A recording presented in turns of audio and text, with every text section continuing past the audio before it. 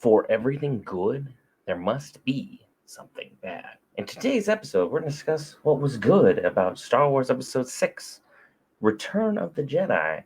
I have a hot take for you, as well as we're going to discuss its box office success, some of its best scenes, and of course, John Williams. See you after the opening.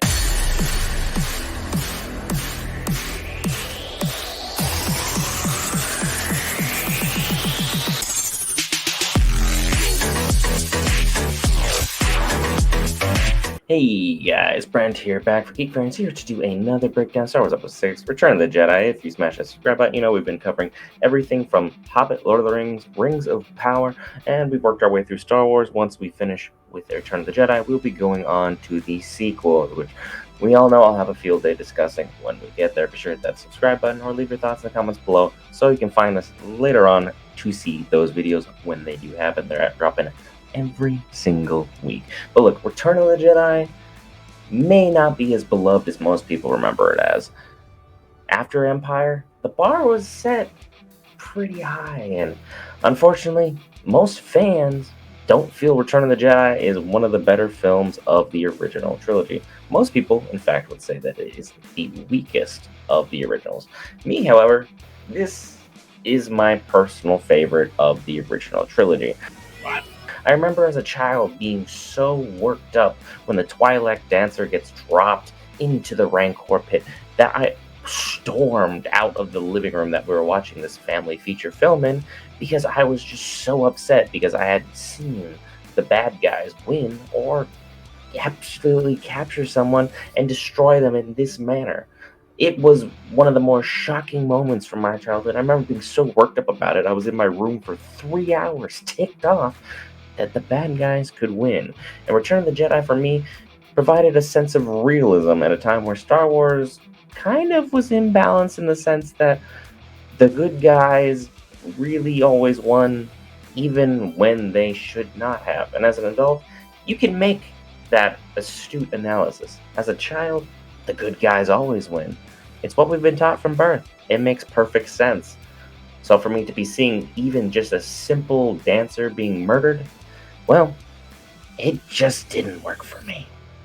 And this film, well, it's highly rated, 8.3 on IMDb, 83% Rotten Tomatoes, 94% of users on Google like this film, which is very good ratings. It's glowing ratings. It's better than A New Hope's was. Overall, if you talk to any casual Star Wars fan, Return of the Jedi is not held in high regard. And the reason it wasn't held in such high regard is the dialogue wasn't that great. This film was meant to be played up as a drama. And unfortunately, we'll talk more about this next week, certain characters just couldn't pull the weight of this being a dramatic release. The action in this film, however, was absolutely superb. From the battle at the Sarlacc pit,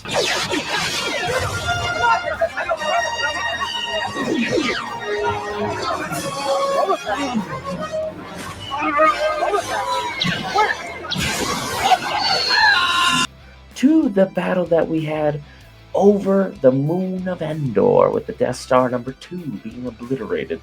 Light is coming in. The battle between Luke and Vader.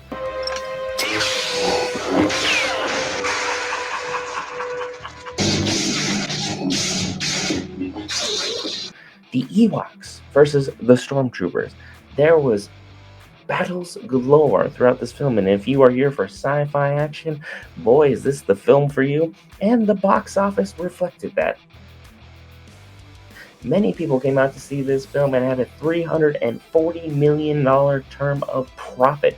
$374 million box office, which means they had a budget of roughly $35 million personally funded by the one and the only George Lucas. But he had a couple tweaks in this film that we'll discuss at later points in time. Look, the action in this film was superb. I think this was the ultimate nail on the head that we needed, while closing things off while leaving certain things open to interpretation, which Star Wars, now considered non-canon novels, part of the extended universe, got absolutely right.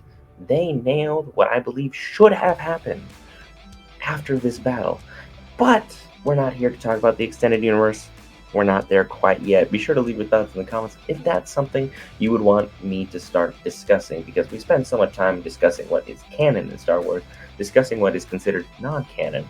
I feel it would be great for each and every viewer, but I make content for you, not the content I necessarily want to make. And this film provided us a clear take of what a light-hearted, action-packed Star Wars movie would look like. And ultimately, this film, action-wise, I think is the best of maybe any of the films ever created. I think maybe Revenge of the Sith, the episode 3 from the prequels, may be the only one that has any amount of action that could rival what we see here, and largely in part due to the fact that it has a significantly larger number of lightsaber battles and it has a lot more drama thrown into it, which, while we know is not George Lucas's wheelhouse, at the same time his stories tend to bring up a lot of drama, character development, and a overarching theme of tyrannical empirism, of just straight up space nationalism, or fascism if you want to call it that, versus freedom and the ability to choose, even though we all know deep in our hearts that the Republic is literally the Empire, but they were labeled as a good guy. Both sides had many, many flaws, and both sides missed a lot of large hierarchy points that could have rectified the galaxy and made it so that having good and bad wouldn't be necessary. Having what is just in place would have solved many of the problems that the Star Wars universe faced. This movie was beautifully scored by the one and the only John Williams, who I believe is one of the greatest composers of all time, and most people would largely agree in this. And we barely even got Harrison Ford in this film, just so we're aware. Next week I'm going to go more in depth, but it was ultimately a Hail Mary to pull him back into this film, because he, unlike Mark Hamill and Carrie Fisher, only had a 2-picture deal. So we'll discuss that more next week. Overall, I personally believe this is one of my greatest films from my childhood and the largest significant impact, so it has that nostalgia bonus to push it over Empire Strikes Back for me personally, which I know is an unpopular and very unwise take within the Star Wars community, because most people abhor certain elements of this film that next Friday I'll be discussing for you, the viewer. Be sure to hit that lovely subscribe button if you're still here. Clearly you enjoyed the topics in which we are discussing today. We have tons of great content dropping for you, including The Witcher should be dropping in just sporadic elements before this one or around this episode, as well as we started implementing some shorts for you, the viewer, because your time is valuable, so we want to make sure you get the necessary information as quickly as possible. I'll see you in these next 2 videos. May the Force be with you always. Stay geeky, my friends.